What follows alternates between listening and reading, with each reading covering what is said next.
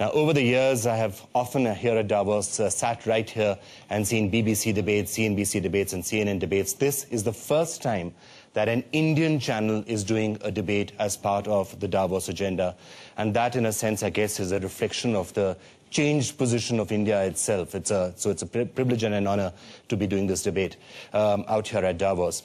Now, of course, if I can also quote from Spider-Man, with great power comes great responsibility. So it's all very well that India is rising, but is India going to be able to meet the responsibilities that come with that rise? And I don't think there's been a panel to discuss India's place in the world like the one which we have assembled out here. So let me just start by introducing the Minister of Commerce and Industry of India, Mr. Anand Sharma. Great to have you with us, sir.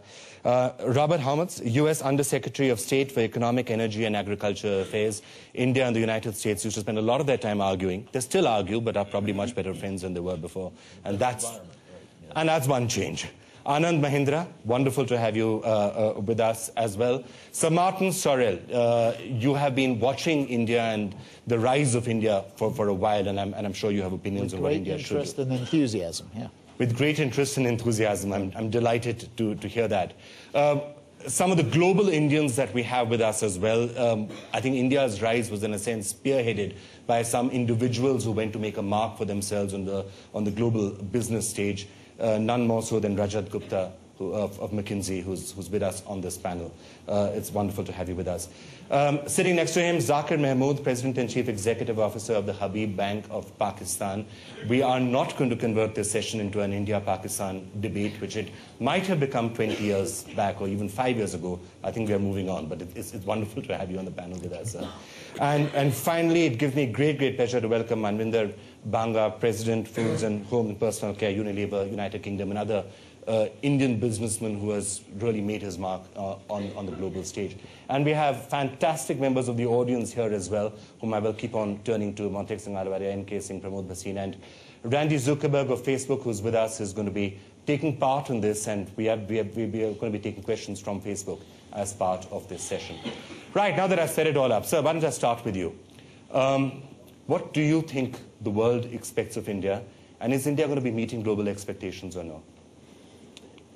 Yes, India will be meeting global expectations. As far as what the world expects from India is to provide leadership and growth in the 21st century as a mature democracy, the largest on this planet, a factor of regional stability and peace, inclusive growth.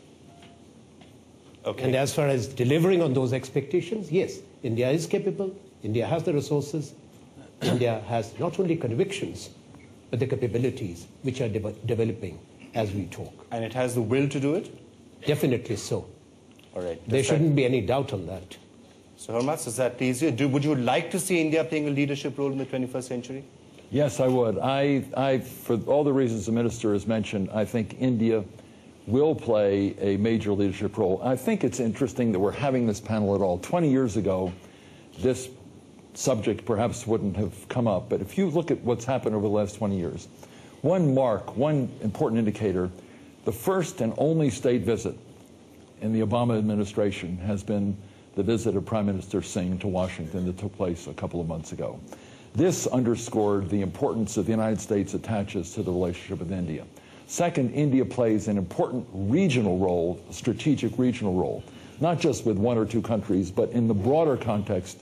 India is a source of stability, a source of wisdom in the region it finds itself in. With respect to a lot of countries, that stability is important. Second, India has earned a spot in the world today by virtue of the growth that's taken place, the dynamism of the Indian economy. And third, India now is a major player on the global economic scene. India is a leader in the group of 20.